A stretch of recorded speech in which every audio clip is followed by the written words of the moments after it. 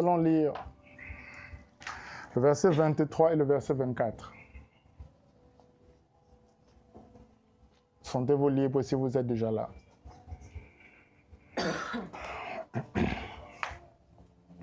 Tranquille, comme tu lèves-toi, comme c'est dimanche. Voilà. Jean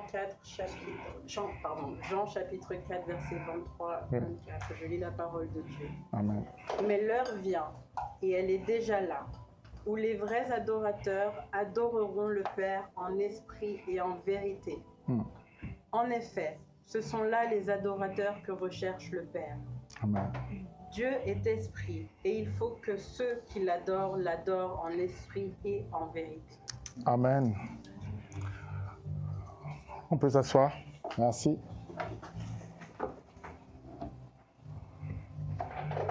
Ce matin, je veux tout simplement nous inviter à prendre conscience de l'importance des temps d'adoration. Je sais que ce n'est pas le message qui est dans le dévotionnel aujourd'hui, mais j'ai écrit le dévotionnel, donc je peux changer. Amen.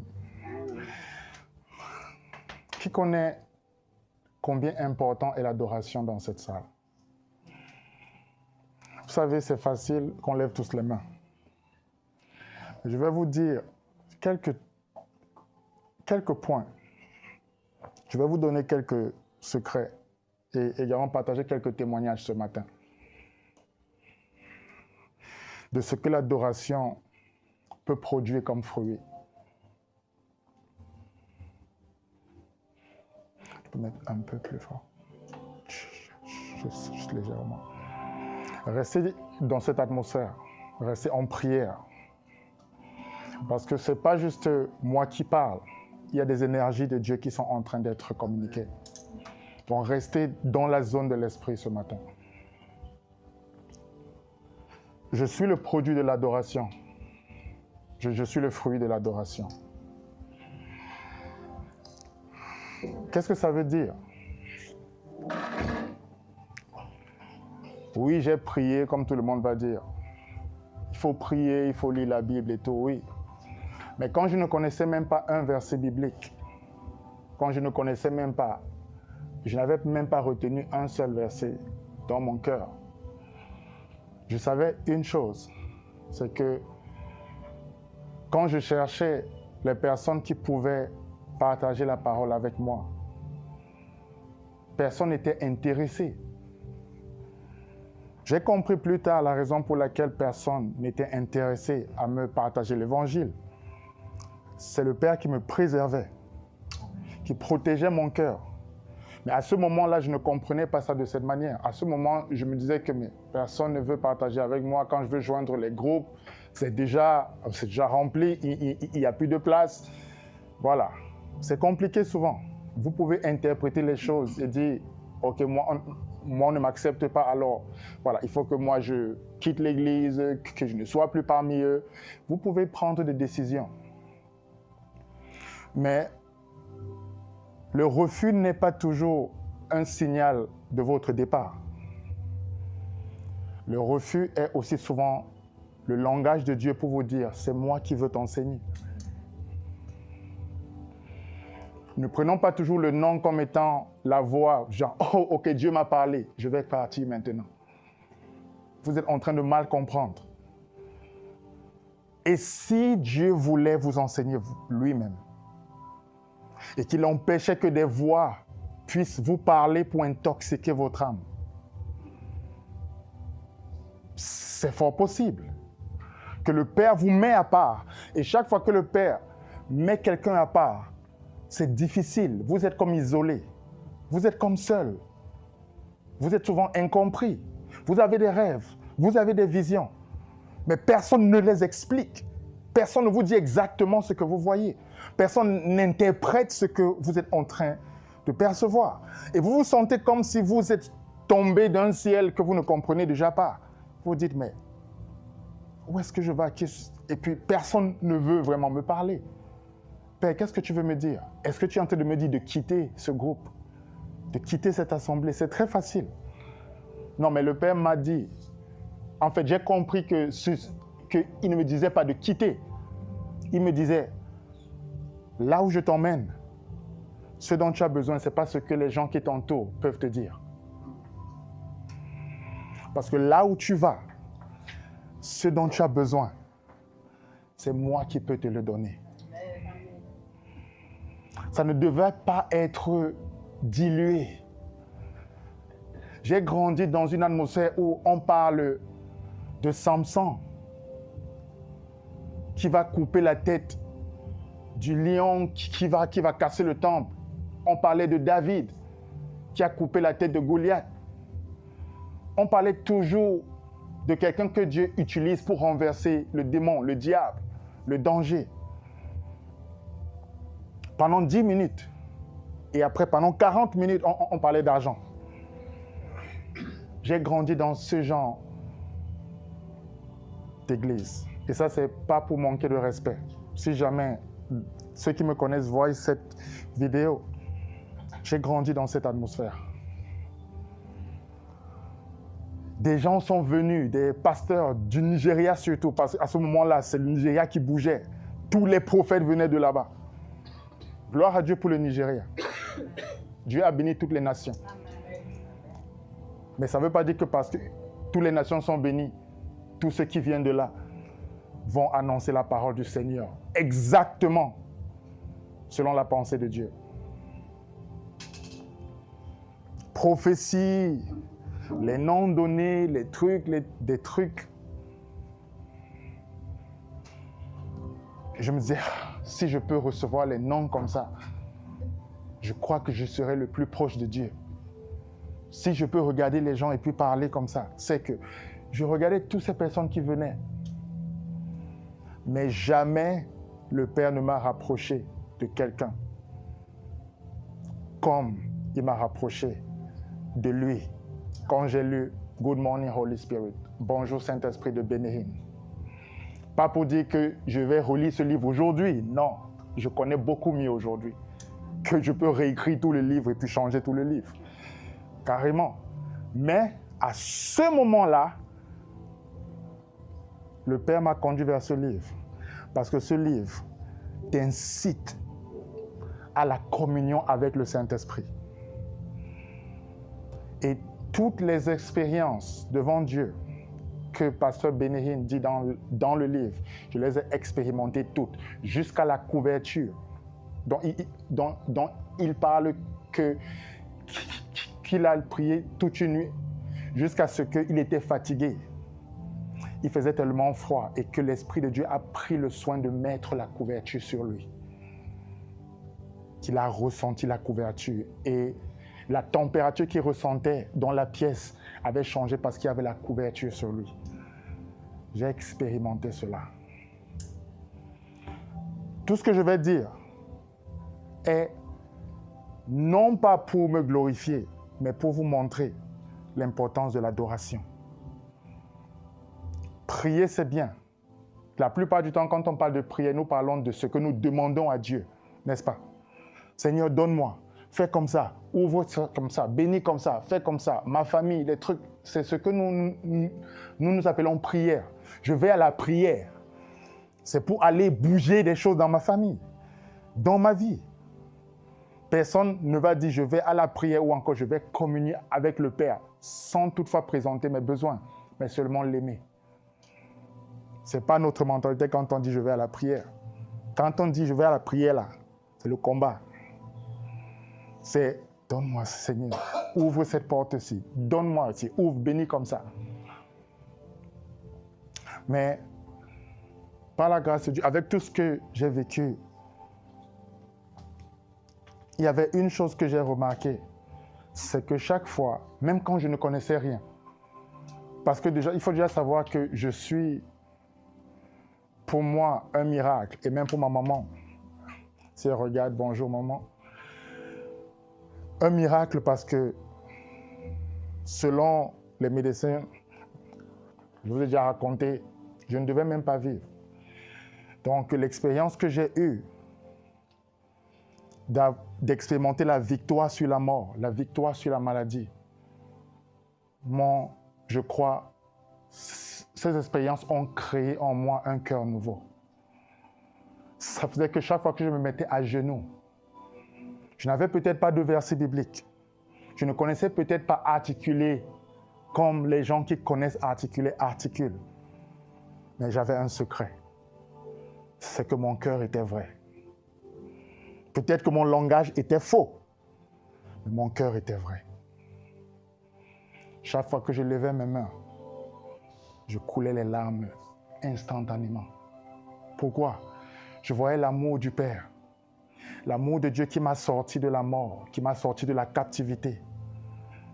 Quand moi j'ai dit à ma maman, non, ok, je suis fatigué, prends soin des autres, tu as 7. 1, c'est pas grave. Tu as encore 6 qui vont rester. Elle m'a dit non. Le refus de ma maman a été comme le refus de Dieu de m'abandonner. C'est comme Dieu qui me disait, je ne t'abandonnerai pas. Même quand tu vas dire que tu es fatigué, moi, je serai toujours là. L'interprétation du langage humain au point d'entendre la voix de Dieu. Même quand c'est négatif, c'est le langage de Dieu qui te dit, c'est moi qui tiens ta vie. C'est moi qui vais faire cette situation-là. C'est moi qui vais ouvrir cette voie-là. Ce n'est pas quelqu'un d'autre. C'est moi ton Père. C'est moi. C'est moi. Je tiens ta vie entre mes mains. C'est moi qui t'ai fait. C'est moi qui t'ai modélé. Donc quand on lit Jean chapitre 4, moi, je l'ai tellement lu et j'ai compris que adorer, c'est pas... En fait, lorsque nous adorons, que nous réussissons à rester comme nous sommes venus, c'est que nous sommes en train de manquer de voir quelque chose. Vous pouvez demander, mais manquer de voir quoi? C'est que je suis en train de manquer de voir la grandeur de Dieu. Je suis en train de manquer de contempler la splendeur du Créateur. Parce qu'il est dit que tout ce qui respire fait quoi? Loue l'Éternel. Tout ce qui respire. Et je vais même aller plus loin. Tout ce qui existe, je vous assure d'une manière ou d'une autre, même les arbres que vous voyez, les fleurs que vous voyez, le Seigneur reçoit l'adoration de tout ce qu'il a créé. Même quand nous refusons, même quand nous résistons, le Père est satisfait. Alors, à partir du moment où j'ai commencé à comprendre que ce n'est pas le fait de réciter toute la Bible, de maîtriser tous les codes, d'être celui qui parle en langue, parce que je ne parlais déjà pas en langue. Je ne parlais rien. Mais quand on chantait les cantiques, je me retrouvais à genoux, les mains levées. Et je pleurais tout le temps. Je me disais, pourquoi moi? Qu'est-ce que je vais faire demain que tu me préserves aujourd'hui? Où est-ce que tu veux m'emmener? Qu'est-ce que je suis censé faire? Quelles sont les personnes que je suis censé rencontrer? Aujourd'hui, je rencontre les gens. Mais à ce moment-là, je ne vous connaissais pas. Je me demandais, mais tu m'emmènes où? Aujourd'hui, je comprends les livres, le contenu qu'ils me donnent. Mais avant, je ne connaissais même pas un verset biblique. Tu vas dire, mais la transformation drastique. Non, mais d'un endroit où rien de ce que tu entends est l'ombre de ce que tu dis. Il n'y a que Dieu qui peut le faire. Et maintenant, Dieu qui peut le faire, Dieu ne travaille pas seul dans ce qu'il a prévu de faire avec toi. Le Seigneur travaille en collaboration avec nous. Jusqu'à ce que toi, tu te réveilles. Jusqu'à ce que toi, tu acceptes. Il sera toujours là, attendant le jour où toi, tu vas comprendre. Jésus a dit quoi? Dans Jean chapitre 14, verset 20. En ce jour-là, vous saurez quel jour? Ce n'est pas défini exactement quel jour, n'est-ce pas? Mais en ce jour-là, mais lui disait déjà en ce jour, il pointait un jour bien spécifique. C'est le jour où vous allez réaliser, où vous serez capable de voir, où vous ne serez plus aveugle, où vous ne serez plus concentré sur vous-même, où vous ne serez plus stressé par votre lendemain, votre présent, ce que vous mangerez, ce avec quoi vous allez vous vêtir, ou encore là où vous allez reposer votre tête. En fait, jusqu'à ce que vous arrivez à m'aimer de tout votre cœur, de tout votre être et de toute votre pensée, je vais attendre. Je suis votre Dieu, mais je vais attendre. Je suis humble. Je suis doux de cœur. Je suis patient. Je vais attendre. Ça, c'est le Créateur de tout qui nous dit qu'il est patient avec nous, même quand nous sommes dans notre délusion ou bref, ça va, delusion, dans notre obscurité, dans notre folie. Lui, il est patient. Pourquoi est-ce que je viens comme ça? Pourquoi est-ce que je raconte ça comme ça? Je raconte ça comme ça parce que tout ce que je faisais était l'adorer. L'adorer et l'adorer. Et dans l'adoration, je ne connaissais pas en esprit, en vérité, tout ça là. J'ai compris après, un téléphone qui tombe encore aujourd'hui. Lord Jesus. Il y a eu 3 choses qui sont tombées. On a arrêté. Donc ça, c'est déjà 1. Le deuxième qui tombe, je sais déjà que mon gars clôture. 3e, c'est bon, arrête. Amen. Retournons dans le message. Alors, je ne connaissais pas esprit et vérité et puis tout. Je vais simplifier, comme j'ai simplifié hier. Quand Jésus dit, l'heure vient et elle est déjà venue, pas elle viendra demain. Ça veut dire que l'heure est déjà là. Et ça, c'est quand Jésus parlait, n'est-ce pas? Donc, on est plus de 2000 ans après, donc l'heure est déjà là depuis. Où les vrais adorateurs adoreront le Père en quoi? En esprit et en vérité. L'esprit et la vérité. L'esprit, déjà, la vérité, c'est que en esprit, nous étions techniquement, selon Paul, spirituellement morts. Ou encore spirituellement séparés de Dieu, n'est-ce pas? La mort n'est pas seulement la cessation de vie ou encore le fait de ne plus être debout. C'est la séparation. Pourquoi est-ce que je le dis? Quand vous regardez la parabole dans Luc chapitre 15, le fils prodige, la brebis qui est perdue, tu peux dire que cette brebis est morte parce qu'elle est perdue. Le père dit quoi? Que voilà mon fils qui était mort, il est revenu à la... Pourquoi? Parce qu'il était séparé de lui.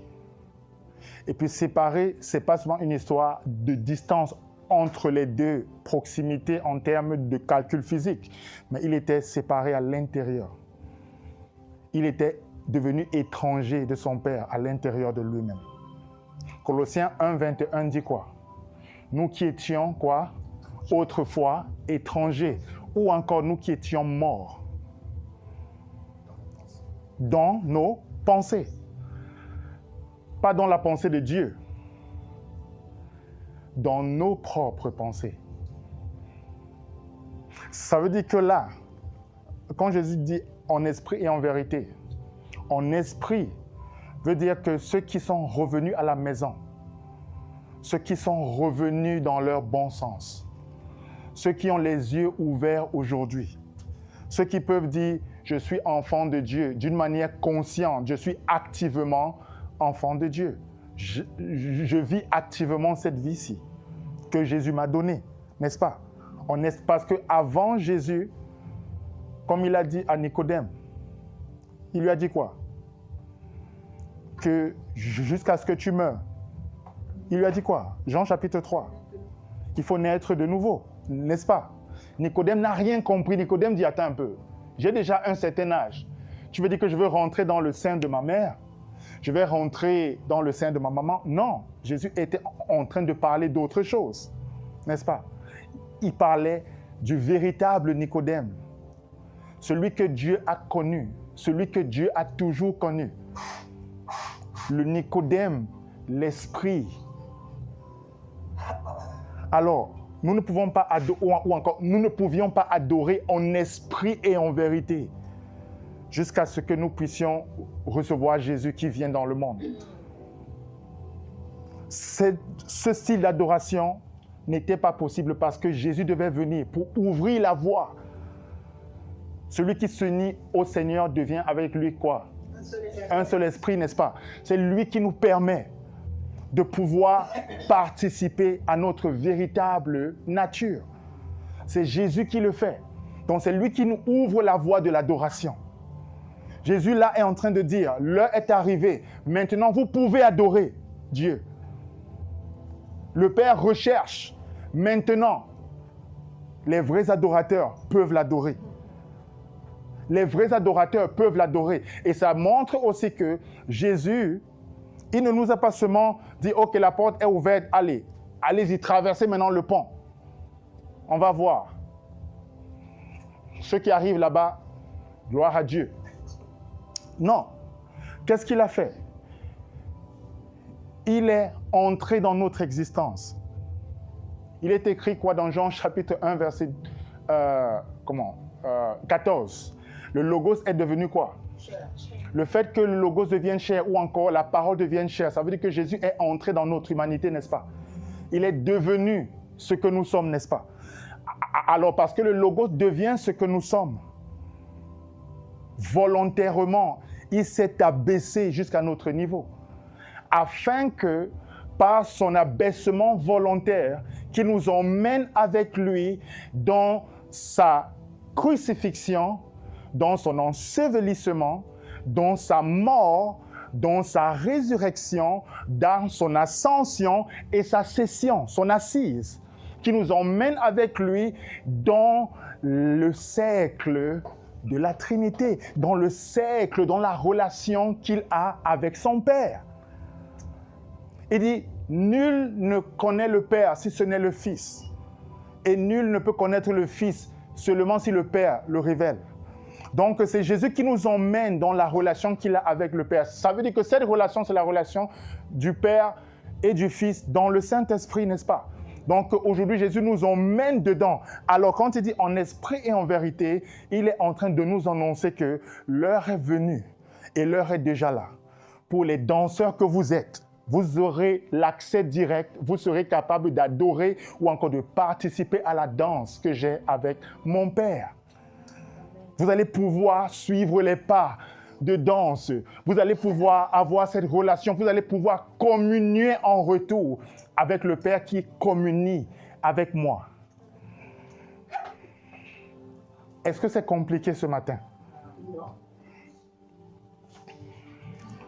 Les vrais adorateurs, en esprit, nous sommes des êtres spirituels aujourd'hui.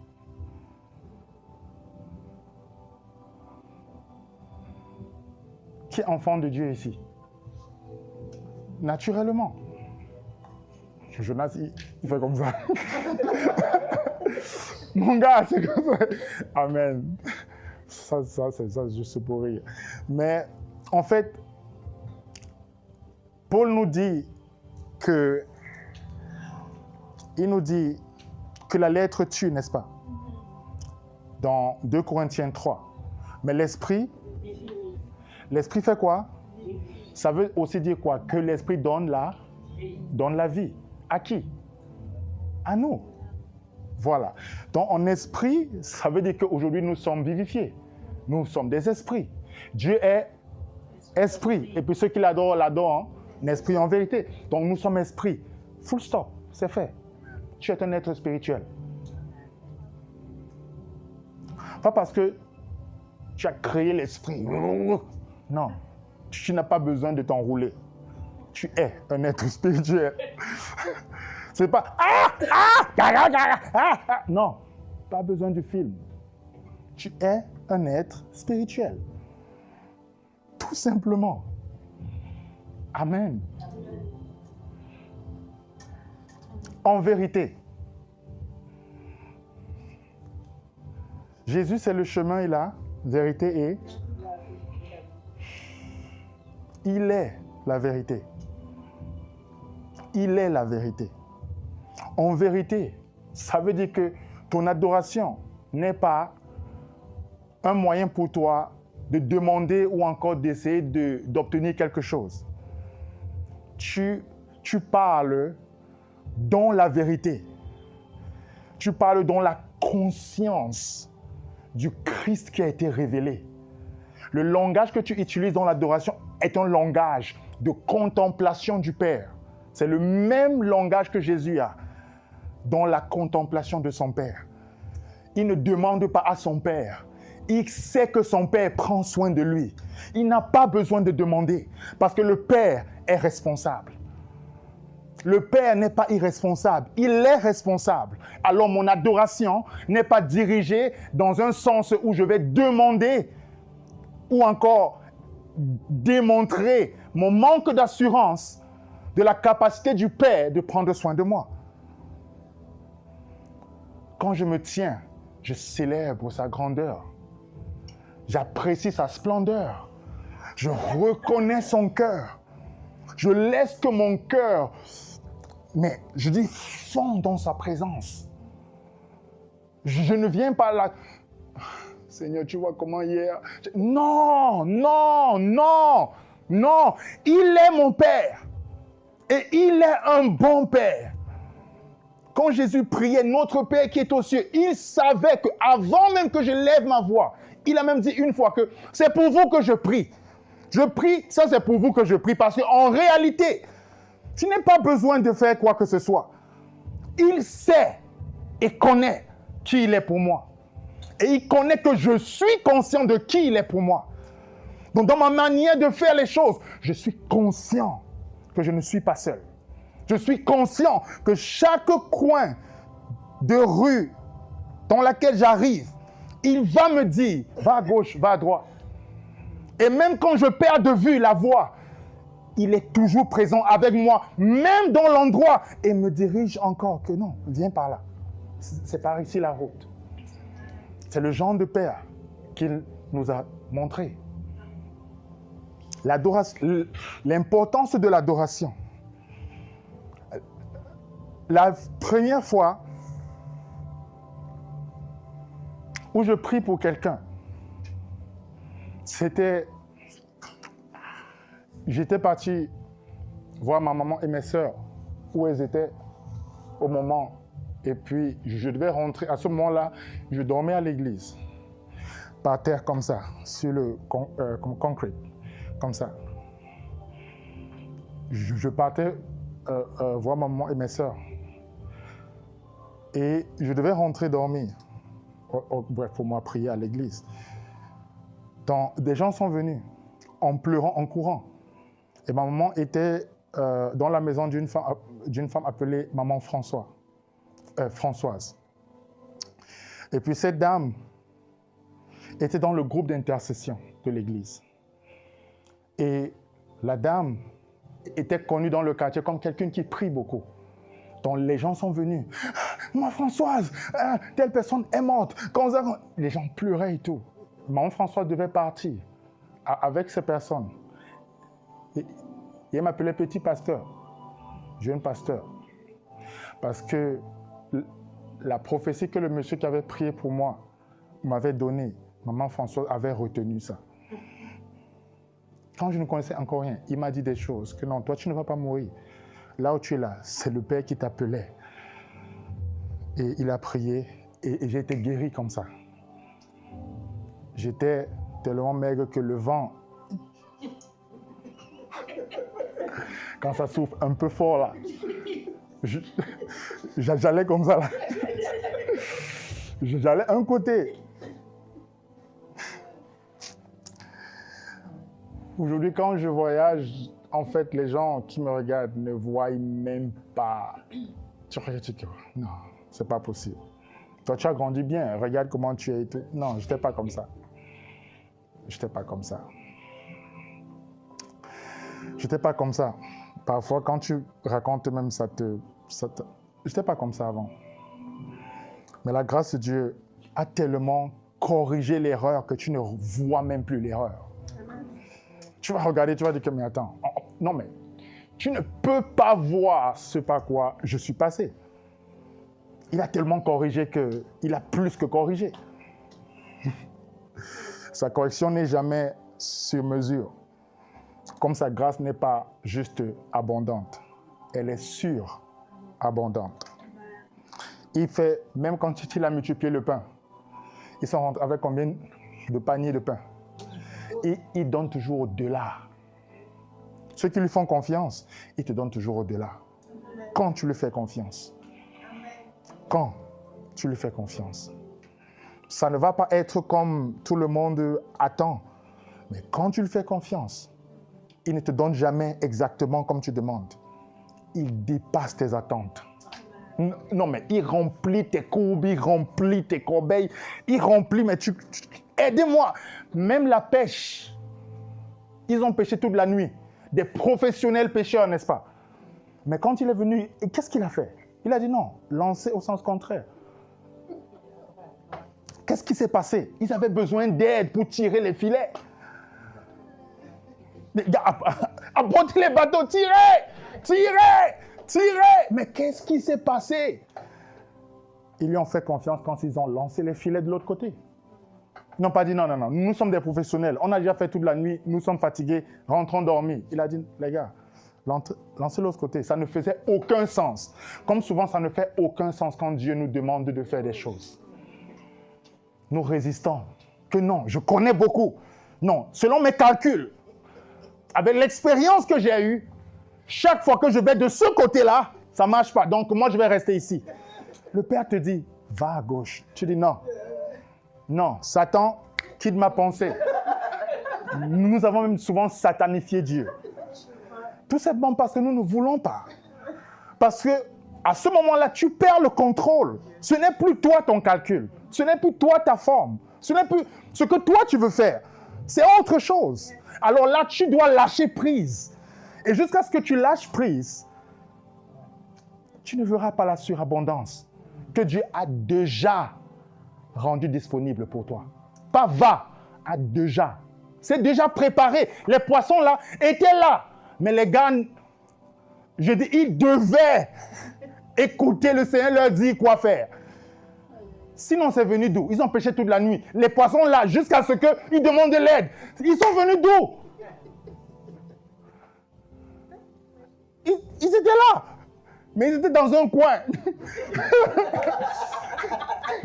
Dans le coin de l'obéissance, du lâcher-prise. Le coin du lâcher-prise. Où la provision est déjà... Je dis la provision est déjà là. Ce dont tu as besoin, la provision est déjà là. Mais tu ne connais tout simplement pas comment accéder à ce qui t'appartient. Comme qui nous sommes. Nous découvrons tous les jours, n'est-ce pas? Mais c'est déjà vrai. Ça ne devient pas vrai quand toi, tu décides que c'est vrai. C'est vrai avant que tu ne saches même que c'est vrai. C'est vrai déjà.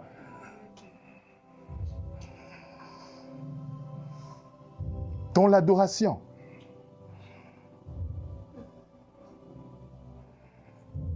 ce n'est pas le fruit des prières, des versets bibliques. Et après, j'ai commencé... Quand la parole de Dieu a commencé à vraiment trouver résidence en moi, quand j'ai commencé à développer mon cœur d'adorateur. Parce que ton cœur doit être souple, soft, pas dur. Je dis ton cœur doit être souple. La souplesse du cœur. En fait, ton cœur doit être souple, sensible à Dieu. Je ne sais pas comment on dit ça, mais il doit être souple. Souple. Je crois qu'il n'y a pas de mots pour expliquer, mais ton cœur doit être souple. Les gens... Une souplesse que quand tu entends seulement une mélodie ou encore tu commences à exprimer des paroles, que ce ne soit pas juste des lyriques que tu dis, que ce soit une expression authentique de ton cœur qui s'adresse à Dieu. J'adorais. Et j'ai commencé à voir des choses. Déjà, le parler en langue, on a prié pour moi tellement que je parle en langue, parle. Ça n'arrivait pas. Qu'est-ce qui s'est passé? J'ai dit, OK. On a prié quoi? 2-3 fois. Rien. Je faisais... Rien. J'ai dit, OK, c'est bon, ça va. J'arrête. Bref, quand je suis rentré dans l'adoration, j'ai arrêté de partir devant pour qu'on prie pour les pas. J'ai arrêté. Je mettais justement... En fait, je déchirais juste mon cœur tous les jours. J'adorais seulement tous les jours. Je chantais tous les jours. Je levais les mains. Et ça, juste pour être direct, c'est pas seulement dans l'église. Hein. En fait, je chantais même plus quand j'étais dans le secret seul que devant les gens. Je n'aimais même pas chanter devant les gens. Parce que pour moi, c'est un peu comme si tu violais mon intimité dans la relation avec le Père. J'aimais le faire seul.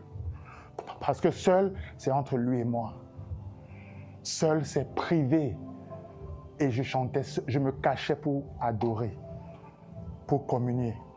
Et dans cet état-là, dans ce secret-là, j'ai commencé à voir des choses. Jusqu'à ce qu'un jour, je me suis réveillé d'une vision où j'étais dans les airs avec des vieillards autour. Je ne connais pas les qui. Il y a des gens qui m'ont dit, c'est peut-être les 24 vieillards. J'ai dit, je ne sais pas. Mais j'étais au milieu des vieillards qui parlaient de différentes langues que je ne connaissais pas. Mais j'étais au milieu. Ils étaient tout autour. Ils étaient tous des barbes blanches, des cheveux blancs, vêtus un peu de genre, un peu comme, vraiment différemment. Ils étaient tout autour, mais dans les airs, dans les airs. Et ils tous parlaient vers moi et je répondais en les langues que chacun parlait. Je répondais. Et puis quand je me réveille, je parlais. Amen. C'est comme ça que je me réveille le matin. Je parlais ces langues-là. Parfois quand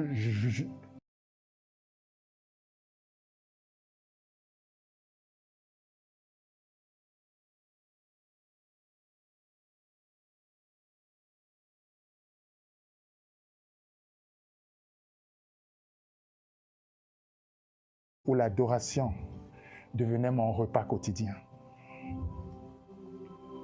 J'adorais dans la chambre, j'adorais aux toilettes, j'adorais à la cuisine. Sur le champ d'évangélisation, quand je marchais, j'étais tout le temps dans l'adoration. Et les miracles les plus spectaculaires que j'ai vus, pas qu'on m'a raconté, que j'ai vu le Père performer au travers de moi, c'était pendant les moments d'adoration. Les moments où je reconnaissais tout simplement sa grandeur, son amour, sa bienveillance. C'est là. Et le secret que je vais vous donner ce matin, au lieu de faire tout ce que vous voulez souvent faire, enferme-toi un peu. Passe ces moments d'adoration. Adore ton Père. Pas demander quelque chose. Reconnais qui il est. Pas ce qu'il peut faire. Qui il est pour toi. Qui il est pour toi. Moi, je vous dis, si vous le faites constamment, tout le temps, encore et encore, encore et encore, encore et encore, encore et encore. Vous n'allez peut-être rien voir au début. rien ressentir, rien, mais vous le faites encore et encore et encore et encore et encore et encore et encore, votre cœur va commencer à être ajusté à l'adoration seulement. Et à ce moment-là, quand vous allez faire genre, voici où vous devez expérimenter, ça fait comme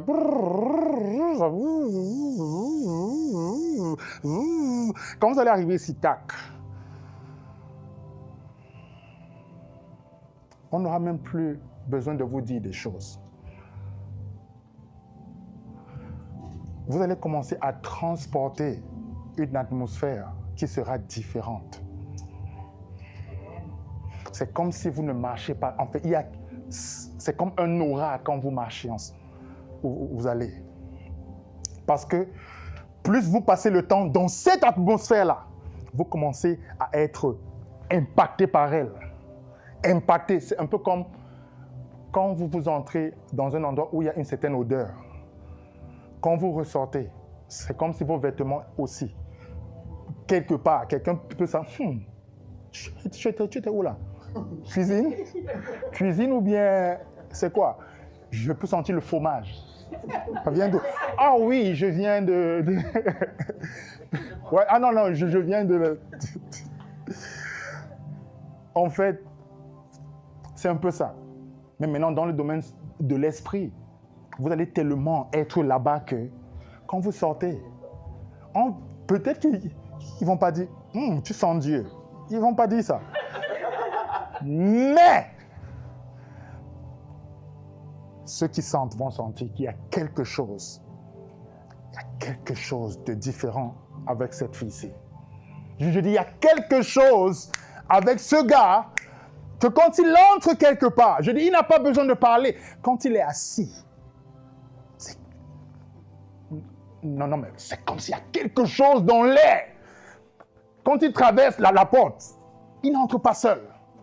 Il entre avec une équipe.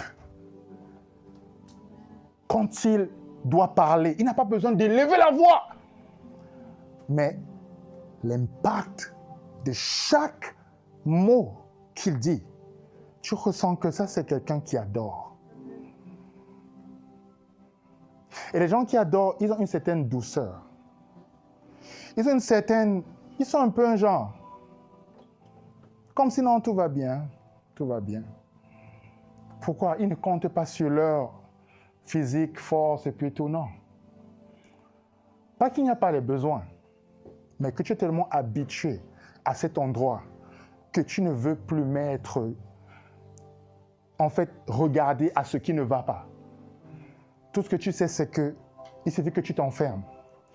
À un moment donné, l'adoration, j'ai commencé à l'instrumentaliser même. Je vais vous dire la vérité devant Dieu.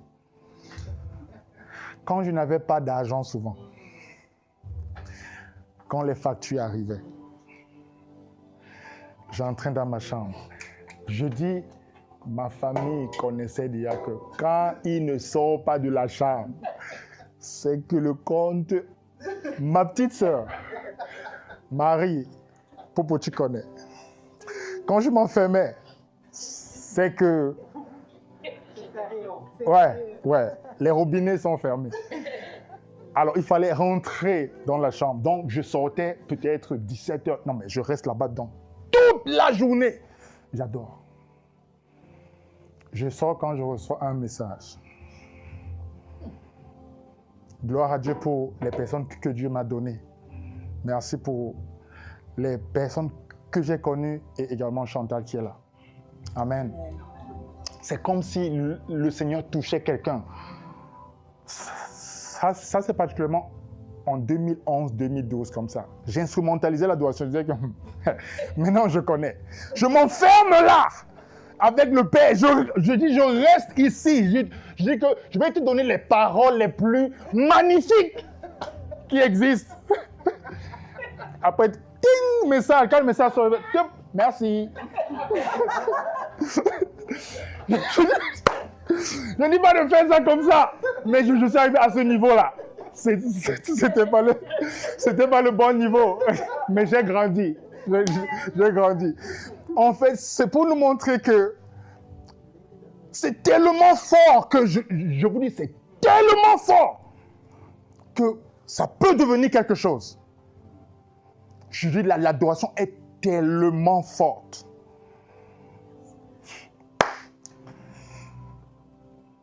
Tellement de conférences, de croisades que j'ai eues, où tu n'as pas besoin de toucher les gens. La grâce de l'esprit de l'adoration, elle-même, rend ministère. Elle-même administre tout ce qu'il faut administrer à ceux qui adorent en esprit et en vérité. Les spectateurs, le plus souvent, sont vraiment là seulement pour regarder. Waouh! Je te dis, ma soeur, je te dis, le Seigneur a délivré les gens. Je vais te raconter tout le service. Toi, tu as reçu quoi? Non, laisse-moi te raconter. C'était fort. Quelqu'un qui a adoré véritablement n'a pas ce temps-là. De aller raconter là-bas que c'est... Ouh, je te dis, j'ai apporté mon eau bénie là. C'était là comme ça, ouvert. Sur le pupitre comme ça. C'était là. Donc, c'est là, dedans. Quand tu es dans l'adoration, je te dis, quand tu es dedans, tu ne regardes personne d'autre. Tu es en train de voir des choses que le Père te montre. Il t'emmène dans des zones. Je dis, il t'emmène dans des zones. Alors, tu n'as pas le temps du voisin. Pas que tu ne l'aimes pas. À ce moment-là, tu n'es plus là.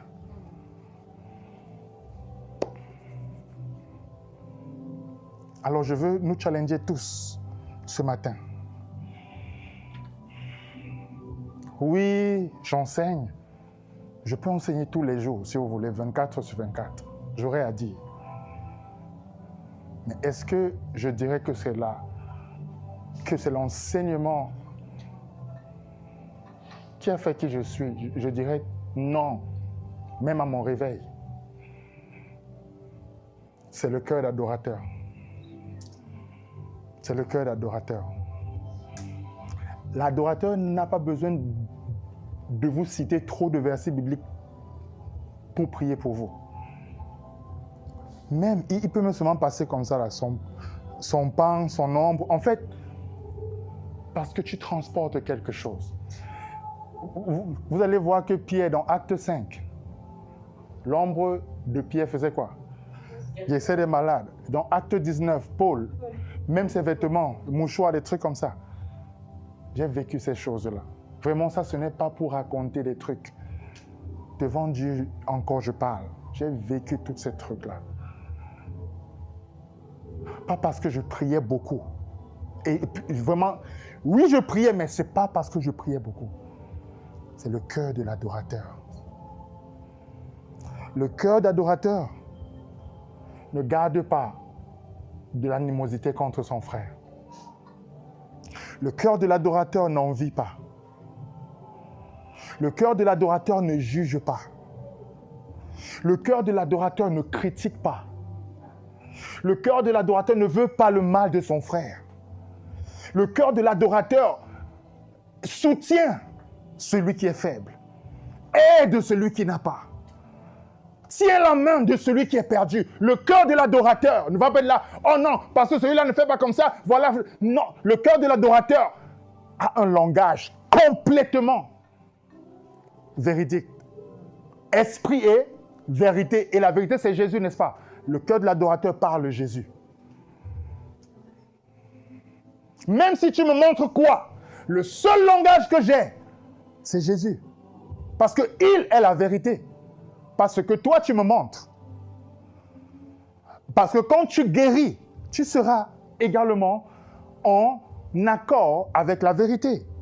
Tu as peut-être besoin d'aide, mais la vérité, selon Dieu, c'est le Fils de Dieu. C'est Jésus. Alors, l'adorateur, c'est quelqu'un qui aime.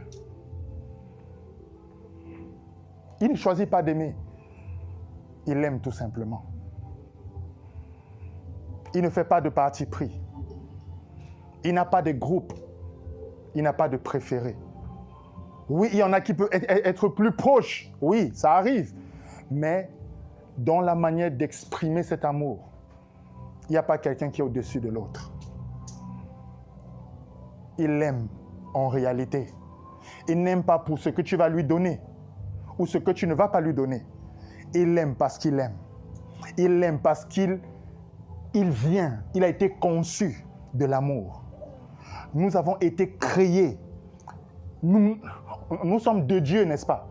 Nous sommes de Dieu, n'est-ce pas? Ça veut dire que quoi? Nous sommes venus de lui. Et puis quand on parle de Dieu, c'est quoi? C'est le Père, le Fils et le Saint-Esprit, n'est-ce pas? Nous venons de cette relation-là. Qu'est-ce qui se passe dans cette relation-là définit qui nous sommes? Ce n'est que l'amour qui est là-bas. Il n'y a pas de compétition. Le Père et le Fils n'ont pas de problème de hiérarchie. Ils n'ont pas de problème de leadership. L'Esprit de Dieu ne compétit pas pour être le deuxième. Pas besoin. We are one. Nous sommes un. Jésus a dit, le Père et moi, nous sommes un. L'adorateur, c'est quelqu'un qui reconnaît qu'il est un avec tout ce qu'il voit. Tout ce qui est créé par Dieu, que vous l'aimez, que vous ne l'aimez pas, c'est créé par Dieu. Et l'adorateur va aimer ce que Dieu a créé, va valoriser ce que Dieu a créé, va honorer ce que Dieu a créé. L'adorateur, votre cœur devient davantage souple quand plus vous passez le temps dans cette atmosphère, plus vous passez le temps dans cette atmosphère. Et je vous dis, les choses que vous allez vivre dans cette zone-là, ce n'est pas ce que vous... Oui, c'est bien collectivement, mais d'une manière individuelle. Quand vous rentrez chez vous et vous passez ces moments seuls, il n'y a rien de pareil. Il n'y a rien de pareil. L'adorateur sait où il va. Il sait ce que le Père attend de lui. Devant Dieu encore, la volonté de Dieu, c'est que quoi? Tous les hommes soient sauvés et parviennent à la connaissance de la vérité, n'est-ce pas? Ça, c'est la volonté de Dieu. Mais c'est quoi? La raison pour laquelle nous sommes, c'est quoi? Gagner la vie, avoir une maison, famille, enfants, tout, allez, alléluia, j'ai accompli l'œuvre de Dieu. Ce n'est pas ça l'œuvre de Dieu. Tu es là pour quoi? Pour l'adorer. C'est l'adoration. Tous les jours, la journée est une opportunité d'adoration. Quand tu marches dans la rue, tu as l'opportunité de l'adorer. Un sourire à quelqu'un à qui personne ne sourit est une forme d'adoration. Un verre d'eau à quelqu'un qui a soif est une adoration à Dieu. Adore celui qui est, celui qui était et celui qui sera jamais. Soyons des adorateurs d'anciennes. Soyons de vrais adorateurs. Des adorateurs en esprit et en vérité. L'enseignement, c'est bon, mais passons des temps de folie dans l'adoration. Folie dans le sens de Dieu, où personne ne se contrôle. On va là où l'Esprit nous emmène et on se laisse aller, sans retenue, sans contrôle. Saint-Esprit, emmène-moi. Je veux aller là-bas. Je ne sais pas à quoi ça ressemble, mais je veux aller là-bas. Qui veut bien avoir des moments comme ça? Naturellement, tout le monde. Parce que c'est le désir de... Vraiment, quand tu réalises vraiment, tu te demandes, mais attends un peu. Ça, c'est le désir que vraiment j'ai. J'ai toujours pensé, là maintenant, je vais clôturer. J'ai toujours pensé à quelque chose. Je pense toujours à ça. C'est construire un grand endroit quelque part dans le monde où il y a 24/7 l'adoration, où des gens viennent seulement pour adorer. Pas de prédication, pas de message. Il y a des en fait, des ondes comme ça. C'est des endroits qui sont seulement remplis pour adorer. Des centres prosconéo. Des centres de prosconéo. En fait, il n'y a pas de... Non. Il y a, oui, les livres pour aller lire après tout, mais l'intérieur, ce qui se passe dedans, c'est le koinonia. C'est la communion.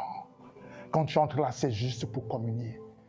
Tu restes là. Mais même si tu mets ton petit lit, tu mets un grand truc. Tu mets ton petit lit, tu restes là. Mais l'atmosphère, même dans ton sommeil, ça rentre là-bas. Tu es là, tu es en train de...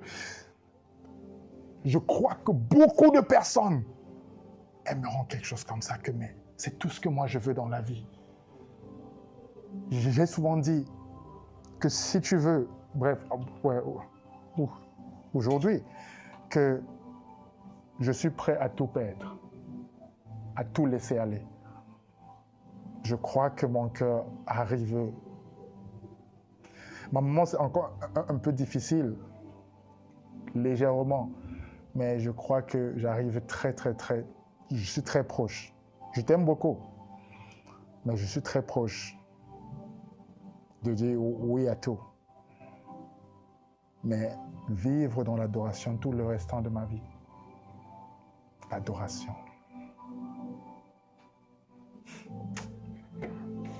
Il n'y a rien qui doit nous empêcher d'adorer Dieu. Rien. Les situations seront toujours difficiles ici et là. Tant que vous êtes en face de l'homme, il va devenir un peu malade souvent. Ça arrive. Mais l'adoration va nous préserver. L'adoration va t'empêcher de faire quelque chose que tu peux regretter après. Ça va garder ton cœur en Christ. Ça va te garder, ça va te préserver. Ça va être comme cet abri sûr que tu as. Chaque fois que tu te sens un peu, tu rentres dans ton abri sûr. Tu rentres dans ta place de sécurité. Je rentre là-bas. Avant je rentre là-bas. Après, tu ressors. Hello, ça va? On dit, quoi? Ça va? Oui, ça va. En fait, tu as déjà remis ton parfum. Tu as remis tes vêtements de roi, de reine. On va se mettre debout. Je vous assure, l'heure est arrivée où le Père recherche quoi? Les vrais adorateurs. En esprit et en vérité. Merci, Ange. Le psaume 29, verset 2, nous dit quelque chose. Rendez à l'Éternel la gloire due à son nom. Adorez l'Éternel avec des ornements sacrés. La gloire qui lui est due, la gloire qui est due à son nom. Adorez-le. Adorez Dieu également de tout son cœur, comme je le disais au groupe de louanges hier. De tout ton cœur veut tout simplement dire que pendant l'adoration, rien d'autre n'a ton attention, mais lui seul. C'est ça, n'est-ce pas? Rien d'autre n'a ton attention. À ce moment-là, de tout ton cœur, veut dire qu'à ce moment-là, il n'y a pas un problème qui passe. Il n'y a pas un stress qui est là. Il n'y a rien qui a l'espace dans ta pensée, dans ton âme. De tout ton cœur et de tout ton esprit. À ce moment-là, il n'y a rien qui passe. Donc, c'est tout ton cœur qui a le focus sur lui. Et je vous dis, l'exemple, c'est quoi? C'est Pierre qui marchait sur les eaux. Lorsque tout le cœur de Pierre était centré sur Jésus, qu'est-ce qui s'est passé? Il a marché, n'est-ce pas? Lorsqu'il a été distrait, il a commencé à couler, n'est-ce pas? C'est pourquoi tout ton cœur, toute ton âme, tout ton esprit, c'est important. Parce qu'à ce moment-là, lorsque tu es locked in, quand tu es calé dedans là-bas, tout se passe là-bas dedans. Tout se passe là-bas dedans. C'est là où tu dois être. Là, tu n'as pas besoin qu'on t'impose les mains. Tu n'as même... C'est Papa lui-même, Jésus lui-même et l'Esprit qui sont autour de toi comme ça. Hey, notre enfant est là. Hey, notre enfant est là. Hey, notre enfant est là. Hey, notre enfant est là. Hey, il commence à danser. Hey, hey. Et quand Papa danse comme ça, et Jésus est là, le Saint-Esprit sont danser comme ça, c'est ta joie. Tout ce qui était attaché un peu là, moi tombé, hey, hey, hey, nous on doit sortir, Papa est là, hey, hey, hey, hey. Parce que tu es là de tout ton cœur, toute ta pensée, toute ta force, et puis ils ont le temps de t'aimer tout simplement. Ils vont seulement t'aimer. Ils vont danser avec toi. Ils vont rire. Ils seront contents parce que notre fille est là. Elle est pleinement là. Elle est pleinement là. Et puis c'est la joie. Et puis c'est la joie. Donc, est-ce que tu peux te donner l'opportunité d'adorer ce matin de tout ton cœur, toute ton âme, toute ta pensée? Tu vas élever un sujet de prière très simple. Je veux que tu pries et puis demandes au Père ou encore à l'Esprit de Dieu qui produit en toi le vouloir et le faire, qui te permette d'être entier dans l'adoration ce matin. Non seulement ce matin, et tous les jours de ta vie, que tu sois entier dans l'adoration. Que tu ne sois pas distrait par ce qu'on a dit de toi, par ce qu'on n'a pas dit de toi, par ce qu'on t'a fait, par ce qu'on ne t'a pas fait, par ce qu'on t'a donné, par ce qu'on ne t'a pas donné. En fait, tu dis au Père que je veux être entier dans l'adoration. Je veux t'adorer, mais de tout mon cœur, toute mon âme, toute ma pensée. Je veux t'adorer. Je veux t'adorer. Je veux t'adorer. Que rien ne m'empêche de t'adorer. Que rien ne m'empêche, que ce soit en communauté, que ce soit toute seule, tout seul. Je veux t'adorer, je veux t'adorer. Pas juste chanter, pas juste des lyriques. Je veux être transporté dans ton étreint et tout simplement t'aimer en retour. Ouvrir mon cœur à toi, sans réserve, sans relâche, sans limite. Alors aide-moi, Saint-Esprit, qu'aucune distraction, aucun stress, que la voix d'aucun problème m'empêche d'entrer dans ce sanctuaire dans lequel nous passons des moments ensemble. Je veux y entrer sans que rien ne m'y empêche. Que rien ne m'empêche, que rien ne me retienne. Oui, j'ai des circonstances. Oui, j'ai des situations. Oui, j'ai des choses qui me gênent. Oui, j'ai des trucs. Mais je veux tout simplement, Père, que tu m'accordes la grâce de pouvoir t'adorer en esprit et en vérité de tout mon cœur, toute mon âme, toute ma pensée. Élève ta voix et parle à ton Père sincèrement. Sincèrement. Seigneur, tu es amour. C'est le sujet de notre adoration. Nous t'adorerons tous les jours de nos vies. Tous les jours. Nous ne choisirons pas quand t'adorer et quand ne pas t'adorer. Nous prenons l'engagement de t'adorer tous les jours. Du moins, je prends l'engagement de continuer à t'adorer tous les jours. Circonstances favorables ou défavorables, selon les hommes, je t'adorerai. Confortable, inconfortable, je t'adorerai. Parce que tu es amour. Tu es ma vie, tu es ma joie, tu es ma paix. Merci, Père. Merci pour les moments que nous avons passés. Quand bien même nous n'avons pas présenté de requêtes, de demandes, de besoins. Merci parce que tu es un Père responsable. Tu connais exactement ce dont nous avons besoin. Et toi, le bon Père, comme Jésus a dit qu'il est le bon berger, prends soin de tes enfants.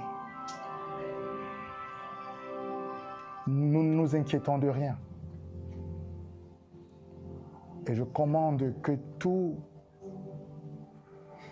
esprit ou démon de stress soit neutralisé par ton amour et captivé dans la captivité. Nous sommes libres d'embrasser ton amour, de le recevoir. Les résistances internes, personnelles, qui nous empêchent de pleinement recevoir cet amour, nous les déclarons désarmés.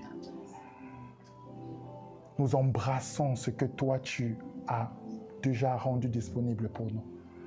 Nous recevons ce que toi tu as déclaré nôtre. Nous recevons ton amour. Nous recevons ce qui est nôtre. Tu es notre portion.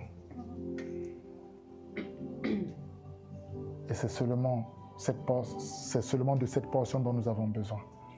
Merci d'être notre satisfaction, d'être notre tout. Et merci d'encourager les cœurs meurtris, les cœurs troublés, parce que tu es un bon Père. Tu connais les circonstances de chacun de nous, sans même les mentionner, toi tu les connais.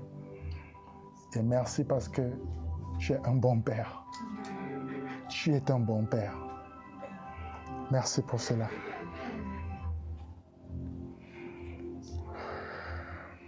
Merci.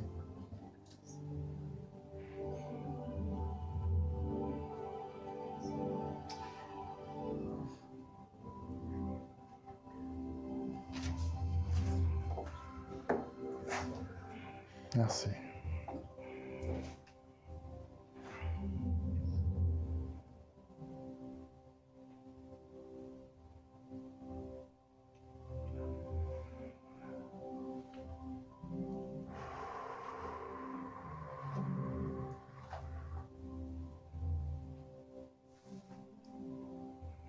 Be still and know that I am God.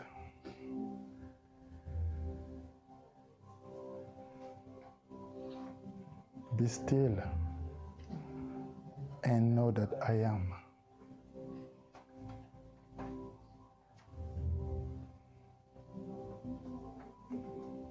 Be still and know.